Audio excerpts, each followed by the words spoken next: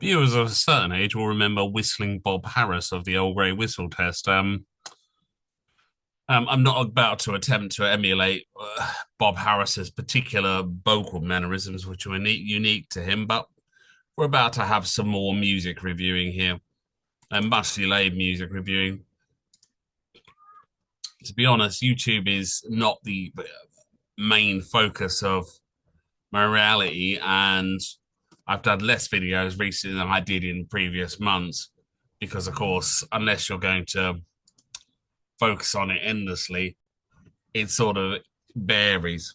And to be honest, a lot of the content on YouTube could do with a professional upgrade, including mine. But in any case, let me reset this song to the beginning. And as I keep saying with music, whenever I do review it, you can go and speak for yourself, or it does not.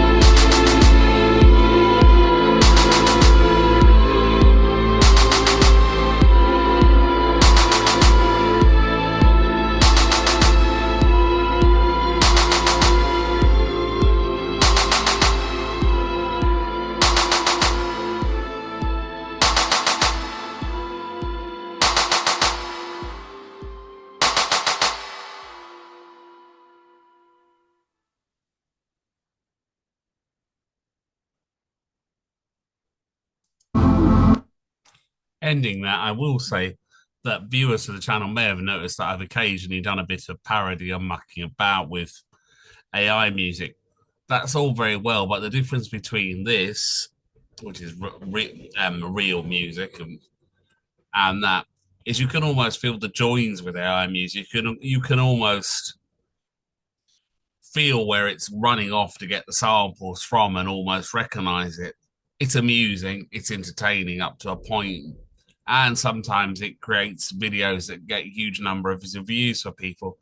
But ultimately, it's basically a McDonald's hamburger compared to a real meal. If you want to draw a very rough analogy, someone had to work at putting this music together. And yes, they used a drum beat, drum programming here, which is, of course, you could argue an early form of AI itself. But it still required somebody to sit there and program that drum and use the EBow and the Mellotron and put them all together in a pattern. And I'm worried that we're going to enter a world where we're just going to get endless AI music chucked out at us on basically because you basically can just chuck it out for nothing. One of my main hobbies when I was a kid was collecting comics, and I've noticed that recently comics companies have started doing loads of AI art. And I can just see record producers doing loads of AI music because it's cheap. It doesn't cost anything. You don't have to pay anything. Of course, in the end, they'll kill their own industry, but most people won't think that far ahead. They'll just go for the short term cash grab and run out the door while they can. But in any case, while we still have real music, here's people making real music. Please support it while we still have it.